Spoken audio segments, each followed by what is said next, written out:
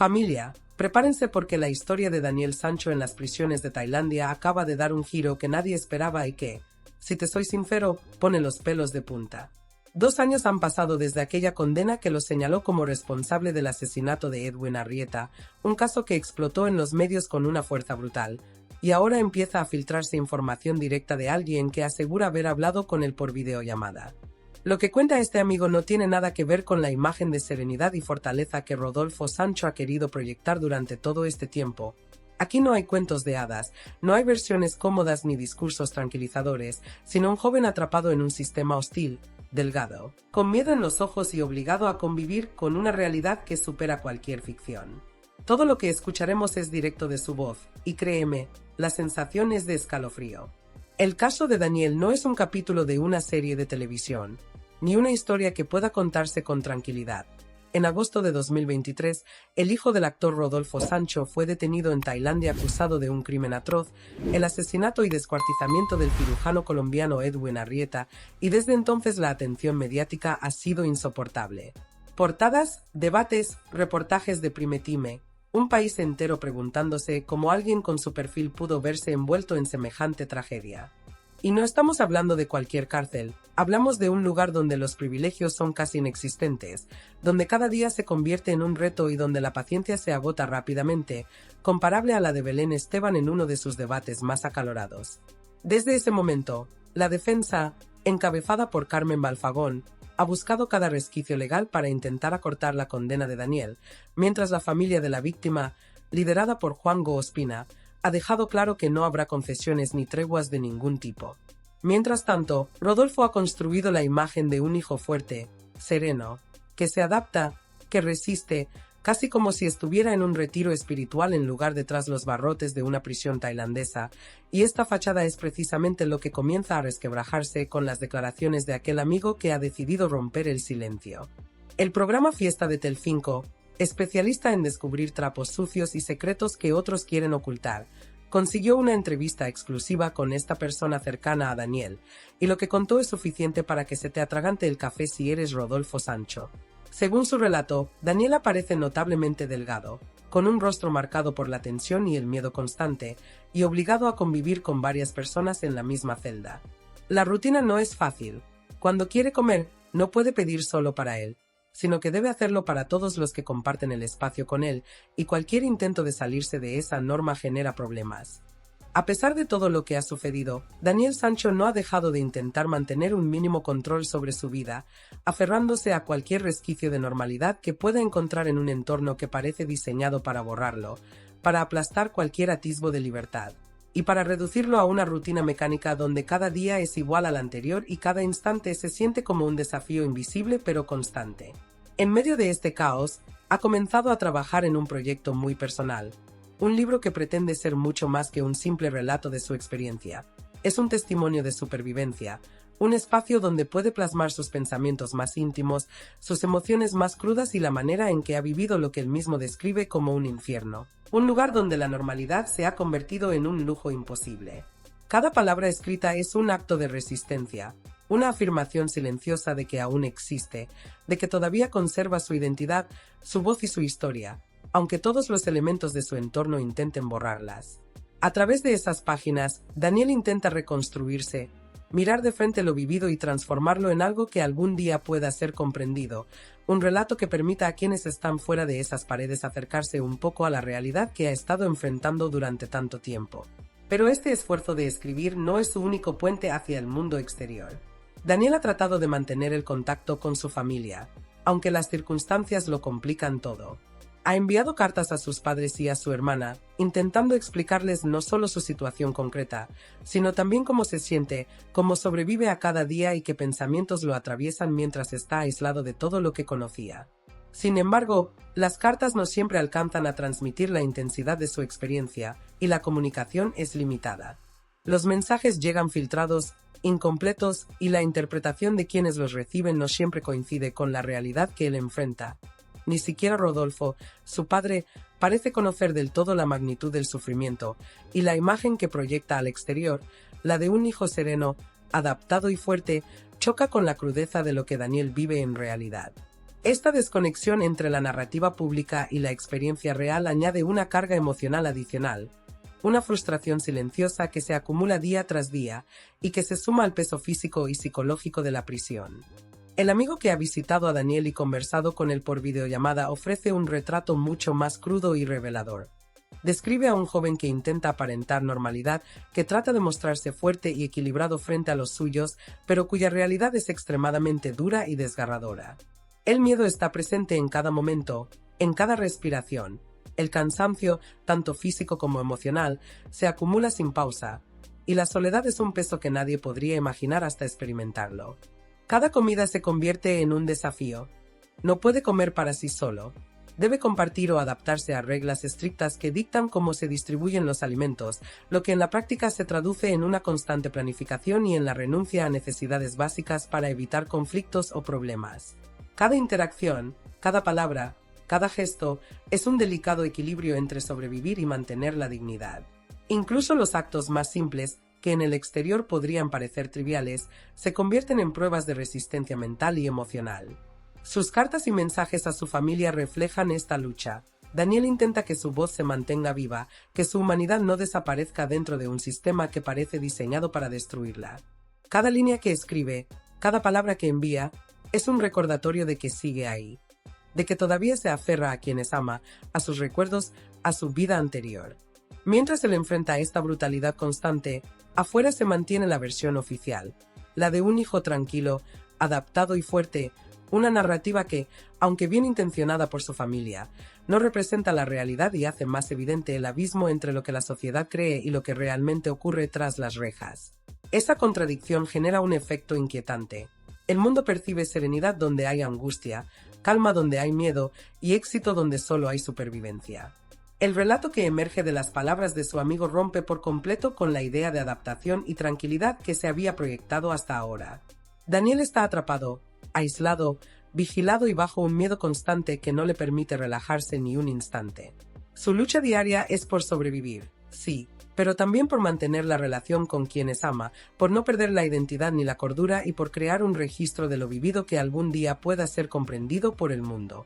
Cada detalle que se filtra, cada confidencia que llega desde el interior, añade una capa de tensión y humanidad a un caso que ya había captado la atención de todo el país, mostrando que la historia de Daniel Sancho es mucho más compleja, dolorosa y desgarradora de lo que cualquiera podría imaginar desde afuera. No existen soluciones rápidas ni capítulos fáciles. Lo único que hay es una realidad cruda y directa, llena de obstáculos, de decisiones difíciles y de momentos donde la fuerza mental se vuelve tan importante como la resistencia física. Lo más desgarrador de todo esto es que Daniel no solo lucha por mantenerse vivo en sentido literal, sino por no desaparecer en la soledad de aquel lugar, por no perder su voz ni su historia, por no permitir que el sistema lo reduzca a un número, a un rostro olvidado tras las rejas. Cada acto que realiza, cada palabra que escribe, cada intento de comunicarse con su familia o de proyectar normalidad ante sus compañeros es una afirmación silenciosa de que todavía existe, de que su identidad sigue intacta a pesar de la adversidad. Afuera, las versiones públicas muestran calma y adaptación, pero dentro, la realidad es otra. Un joven que enfrenta miedo, incomprensión, agotamiento y la constante presión de un entorno hostil, y que aún así lucha por mantener su humanidad y su esperanza. El contraste entre lo que se ve y lo que realmente ocurre es brutal. La imagen del hijo fuerte, sereno y adaptado que proyecta Rodolfo Sancho al exterior choca de frente con la verdad de un joven que debe lidiar con la presión psicológica de la prisión, con la soledad absoluta y con el temor constante, y cuya única vía de escape, aunque limitada, es la escritura y el contacto con su familia. Cada carta enviada, cada palabra compartida con amigos y seres queridos es un acto de resistencia silenciosa, un intento de mantener viva su historia y de que algún día, cuando todo esto pase, se pueda conocer la versión real, completa y honesta de lo que ha sucedido. En definitiva, Daniel Sancho se encuentra en medio de una lucha que va más allá de lo físico. Es una batalla por la mente, por la memoria, por el derecho a existir como individuo frente a un sistema que amenaza con borrarlo. Cada día es un reto, cada gesto cuenta, cada palabra tiene un peso enorme. La crudeza de su situación comienza a filtrarse hacia el exterior, revelando a un joven que, a pesar de todo, no se rinde, que sigue escribiendo, que sigue intentando comunicarse, que sigue luchando por mantener su identidad y su voz. La historia de Daniel Sancho no es un relato de serenidad ni de adaptación, es un testimonio de resistencia, de lucha y de supervivencia en un entorno donde cada instante es una batalla, donde cada emoción está amplificada por la presión constante y donde la humanidad se convierte en un acto de valentía diaria. Su voz, finalmente, empieza a emerger del silencio, y con ella, la realidad de lo que verdaderamente significa vivir encerrado en una cárcel tailandesa, en la que cada día es un reto extremo, cada gesto es una estrategia de supervivencia y cada palabra escrita es un intento desesperado por no desaparecer del todo. Hace unos días pude tener contacto con Daniel a través de una videollamada, y lo que vi me dejó impactado. Su rostro reflejaba algo que ningún informe oficial podría transmitir. Una expresión constante de miedo, como si cada parpadeo, cada sonido pudiera ser la señal de que algo terrible estaba a punto de suceder. Su cuerpo estaba notablemente delgado, casi frágil, y sus ojos transmitían una mezcla de alerta y cansancio que pocos podrían soportar. Esa mirada de susto permanente no es un efecto pasajero, es el reflejo de meses de presión, soledad y vigilancia constante. Su amigo, quien logró mantener la conversación con él, insiste en que Daniel no está adaptado a la rutina de la cárcel, que la serenidad que su familia y la versión oficial transmiten es, en realidad, un espejismo. El mismo contacto rompe de manera tajante con los rumores que circulan sobre privilegios dentro de la prisión. Nada de celdas privadas ni de un trato VIP.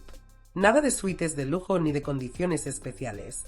Lo que describe es la realidad cruda de una prisión tailandesa en su versión más estricta, rutina agotadora, normas implacables y un entorno donde la supervivencia depende de adaptarse rápidamente o enfrentarse a las consecuencias. Sí, Daniel ha podido pedir comida del exterior, pero incluso ese pequeño lujo tiene condiciones. Debía compartirla con otros presos, porque en caso contrario podría tener problemas serios. La lógica es brutal pero clara. En ese lugar, si no compartes voluntariamente, te obligan a hacerlo por la fuerza. Pero la historia no termina ahí. Entre las grietas de la rutina y la tensión, Daniel ha encontrado una manera de mantener un hilo con el mundo exterior. Según su amigo, ha escrito cartas dirigidas a los padres y a la hermana de Edwin Arrieta, intentando explicar su situación y sus sentimientos.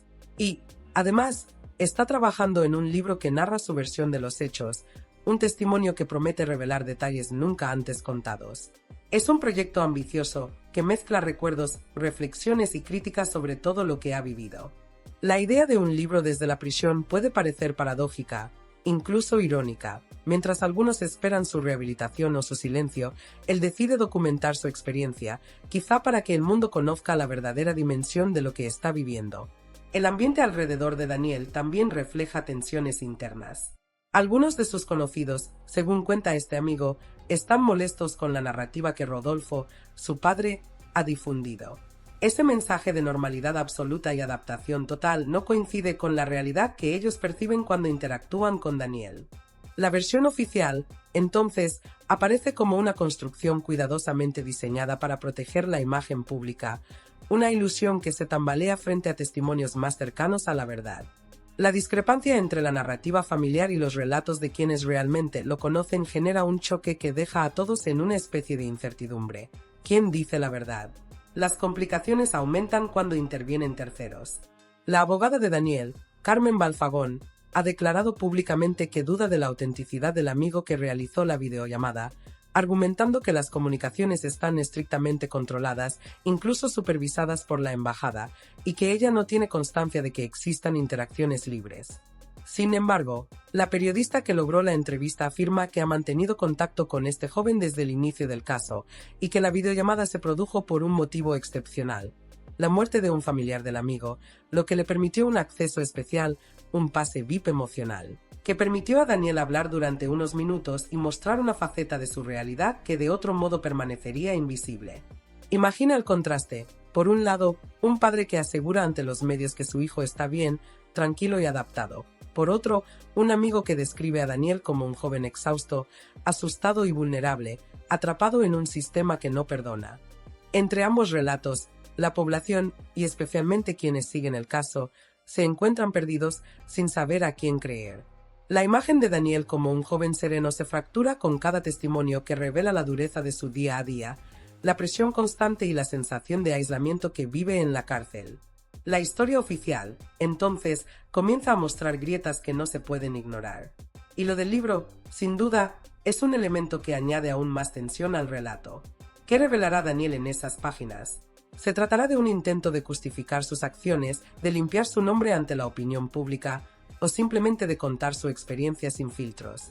El hecho de que haya cartas dirigidas a la familia Arrieta añade una dimensión escalofriante. Recibir un mensaje de quien estuvo involucrado en la tragedia de un ser querido no solo es impactante, sino que provoca emociones encontradas desde la incredulidad hasta la ira, pasando por la pena.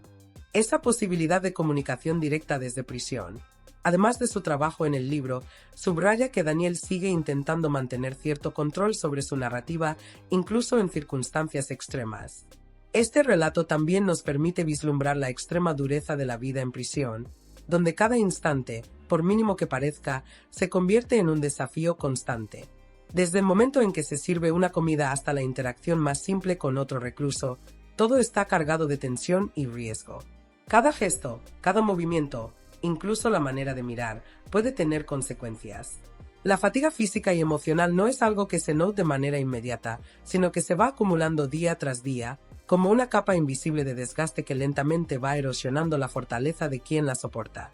La soledad se transforma en un peso casi tangible, un compañero constante que aprieta el ánimo y obliga a adaptarse a un silencio cargado de peligros y de presiones psicológicas que no se ven desde fuera. Su amigo describe cómo incluso los actos más sencillos, como sostener una conversación o intentar transmitir tranquilidad durante una videollamada, exigen un esfuerzo sobrehumano. Cada palabra pronunciada es medida, cada pausa calculada, cada expresión facial estudiada. La tensión es tan evidente que se percibe en cada silencio, en cada mirada que se cruza con la cámara, en la manera en que Daniel intenta proyectar normalidad sin que su interior se desmorone. Lo que la familia y los medios muestran al exterior como calma y adaptación es, en realidad, una fachada cuidadosamente construida, un intento desesperado de proteger lo que queda de su humanidad en un entorno donde la rutina está diseñada para desgastar, para arrebatar la sensación de seguridad y para poner a prueba la resistencia psicológica de cualquiera. La prisión tailandesa, según el relato de su amigo, no es solo un espacio físico, sino un laberinto emocional y mental donde cada instante exige vigilancia, autocontrol y adaptación constante. Las dinámicas sociales entre reclusos están llenas de tensión, y cualquier gesto de descuido puede transformarse en un conflicto. La comida, por ejemplo, se convierte en un pequeño lujo que no solo debe disfrutarse con precaución, sino que también debe compartirse obligatoriamente, recordando que la supervivencia depende tanto de la fuerza física como de la capacidad de negociar y adaptarse a la presión social. Es un entorno que prueba la paciencia, la fortaleza emocional y la habilidad de mantener la dignidad frente a la adversidad más extrema. Al final, toda esta tensión nos lleva a una pregunta central que sigue sin respuesta clara. ¿A quién se debe creer? ¿Al padre que transmite un relato idílico, un Daniel sereno, adaptado y aparentemente tranquilo? ¿O al amigo que describe un panorama de miedo, desgaste, aislamiento y desesperanza, donde cada día es una lucha por no sucumbir ante la presión constante? Cada nuevo detalle que se filtra añade capas de complejidad a la historia, como piezas de un rompecabezas que aún no se ha completado. La narrativa oficial empieza a desmoronarse frente a los testimonios más cercanos, y la percepción pública de lo que ocurre tras los muros de la prisión tailandesa se tambalea. La historia de Daniel Sancho se revela entonces como algo mucho más profundo y desgarrador de lo que cualquiera podría imaginar. No se trata de un relato lineal ni de un conflicto con capítulos fáciles de entender. Es una experiencia marcada por la supervivencia diaria, por la resistencia frente a la adversidad y por la lucha constante por mantener la voz, la identidad y la humanidad en medio del caos. Cada gesto, cada carta enviada, cada palabra escrita o compartida se convierte en un acto de resistencia, un intento de reafirmar la propia existencia ante un entorno que intenta despojarlo de todo. Por ello, si quieres seguir cada paso, cada carta, cada declaración y cada detalle de este caso sin filtros y con toda la crudeza que merece, Salseo Express sigue al frente de la historia. Aquí, nada se oculta completamente y cada capítulo, cada revelación y cada testimonio prometen sacudir por completo la percepción que se tiene de este joven, de su familia y de la versión oficial que hasta ahora dominaba los titulares. Cada avance en el caso no solo es información, sino un recordatorio de que la verdad rara vez es simple y que las historias de prisión y resistencia siempre esconden capas de realidad que solo algunos se atreven a mostrar.